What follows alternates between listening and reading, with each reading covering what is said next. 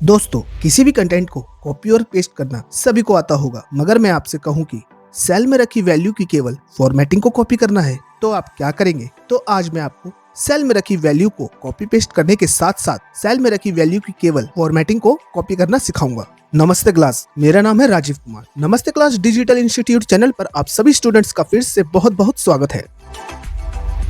Clipboard group में 4 commands दी होती है। पहली है paste command. Paste command basically तब यूज करी जाती है जब हमें किसी दूसरे सेल में रखे इनपुट्स को करंट सेल में लाना हो, मगर यहाँ पेस्ट कमांड डिस्प्ले नहीं हो रही है। तो पेस्ट कमांड तभी इनेबल होती है जब हम कमांड्स को कट या कॉपी करते हैं। तो देखते हैं कट कमांड।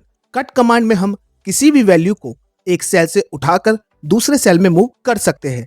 जैसे मैंने C5 में कुछ टाइप किया हुआ है, मैं इस C5 में लिखी वैल्यू को B5 में मूव करना चाहता हूं, तो उसके लिए हम यहाँ कट कमांड का यूज करेंगे। तो सबसे पहले C5 पर कर्सर रखें और कट कमांड पर क्लिक कर दें।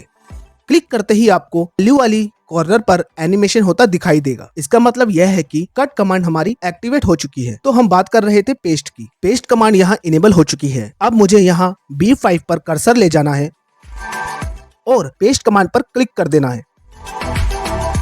तो अब C5 पर रखी वैल्यू हमारी B5 सेल पर मूव हो चुकी है। तो कट कमांड ने C4 में रखी वैल्यू को उठाया और पेस्ट कमांड ने B4 सेल में जाकर मूव कर दिया। फिर है कॉपी कमांड।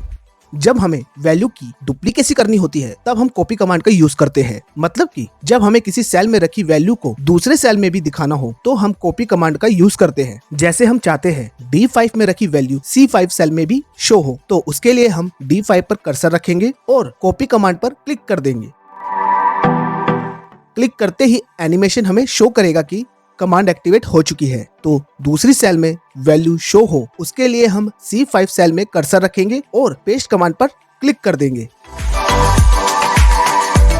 फिर है फॉर्मेट पेंटर। जब हम किसी सेल में रखी वैल्यू की फॉर्मेटिंग को दूसरे सेल में रखी वैल्यू पर पेस्ट करते हैं तब हम फॉर्मेट पेंटर का यूज करते हैं। जैसे इस सेल में रखी वैल्यू को मैं बोल्ड, इटैलिक, अंडरलाइन और कलर कर देता हूँ।